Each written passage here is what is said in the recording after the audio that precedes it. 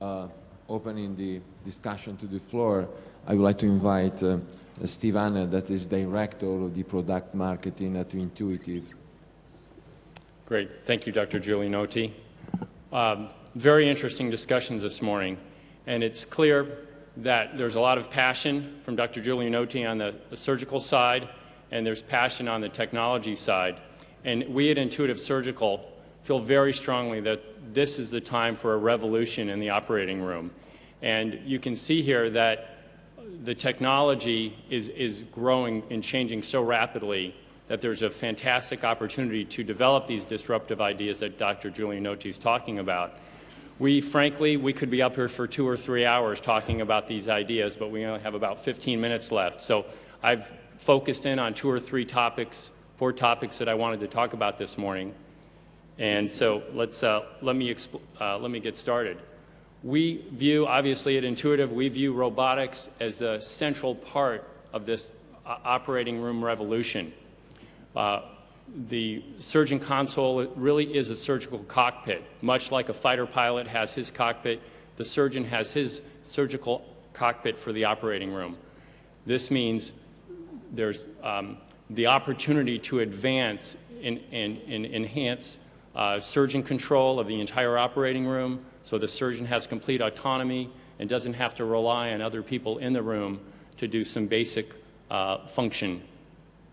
Image integration is at its infancy right now, but has just an incredible opportunity to grow and bring to surgeons more information, more real-time information, so they can make the best clinical decisions during a procedure. Simulation and virtual surgery is evolving month by month, and we'll show you some videos of where we're at today and where we can go tomorrow.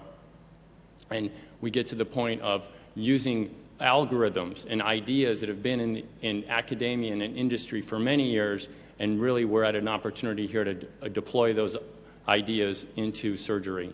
And finally, collaboration and mentoring. There's lots of technology.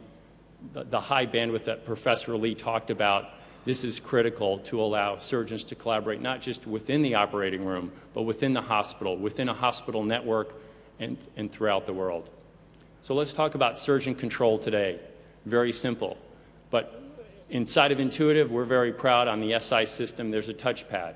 The touchpad allows the surgeon to set up a profile, set up parameters for the scaling, the zoom mode, the preferences for the visualization, and store that all into their own memory, so it's recalled every time they come up to the system. This is very basic, but it's what we have today. What can the future hold? The surgeon wants complete autonomy. That's what we hear every time we talk to surgeons. They want autonomy. So equipment, insufflators, electrosurgical units,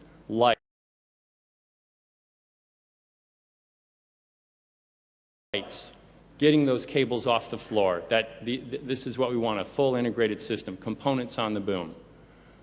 Video recording, something as simple. The surgeons want complete control. They don't want to have someone else at the nurse's station turning things on and off. They want to be able to, by a switch or a foot pedal, be able to start and stop video, capture still images, do annotation, so that when they leave the room, they've got something on a USB drive that they can go and immediately use in terms of their teaching and their presentations. And finally, something that Dr. Giulianotti touched on is intraoperative table movement is so key.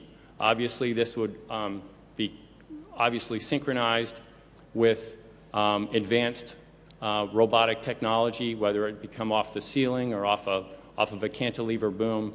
But today, the control of the table is very primitive. I was talking to Dr. Crawford yesterday, and it's, okay, more Trendelenburg, please. No, I want a little bit more. No, it's okay. The patient can handle it, right? And that's not voice control. That's not autonomy.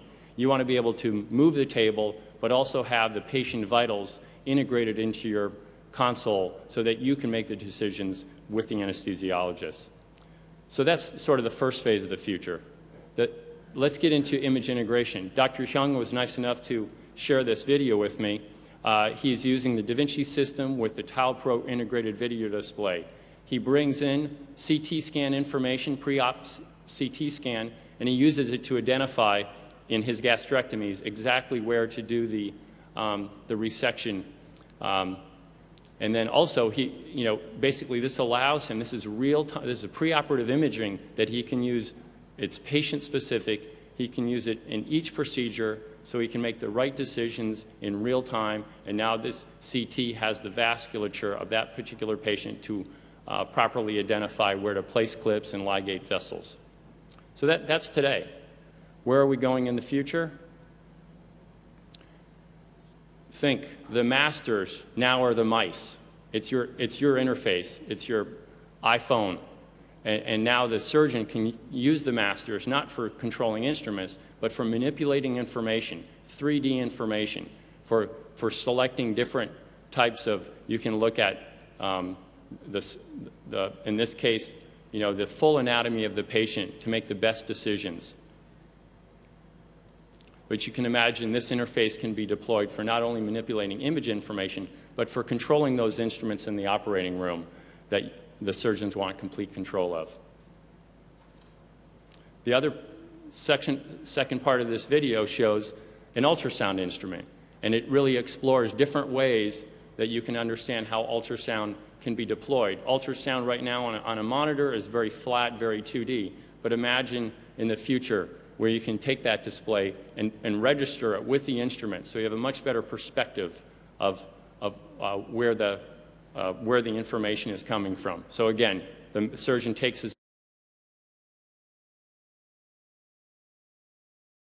mouse and they can manipulate the data. Just some work that's been done to show the capability of more user interface inside of the console.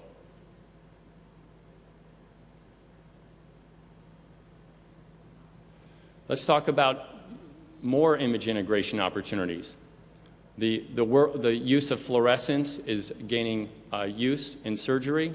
On the left-hand side, basically you have what you have today, a grayscale image being used to show patency in cardiac bypass, in anastomosis. And basically the white line is the fluorescent imaging. But on the left, the future could be a blended image. So the surgeon could use this information in real time.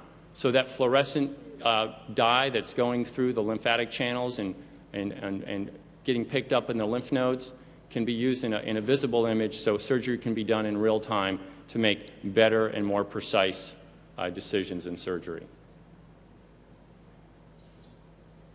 Let's talk about simulation and real virtual surgery. Today exists the technology to have skills training and assessment of robotic surgery. MIMIC system is out in a beta form. It's being evaluated by about 20 different surgeons, and it allows, it has a variety of training modules that can go work much like a flight simulator to really train the surgeons on the controls and to allow the folks that train residents and fellows to really assess their competency before they go on and work with the surgeon console in a clinical case.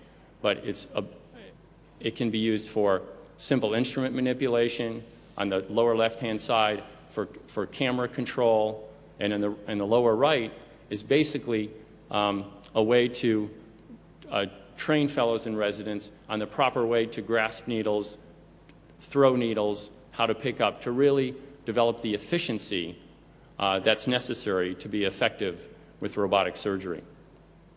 But that's today. We have the opportunity with this technology is to develop task-based training. So you can bring anatomy into the picture, and you can basically develop skills, task training for particular parts of the procedure. In this case, an anastomosis, where you can